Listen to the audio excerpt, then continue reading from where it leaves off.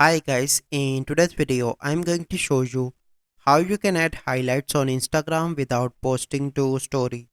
So the first step you simply need to do is to open Instagram application and go on to the story tab and create a story, and after that you need to click on close friends and you need to share your Instagram story with close friends. You can select one or two profile of a random person so that not all of your followers will be able to see.